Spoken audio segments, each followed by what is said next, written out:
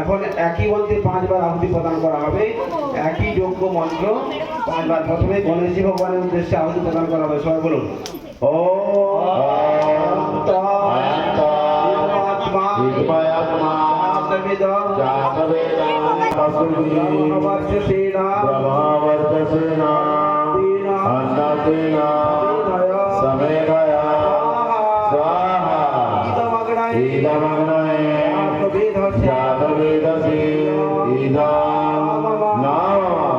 সবাই গণেশজি ভগবানের উদ্দেশ্যে হাত জোড়ো করে প্রণাম করুন।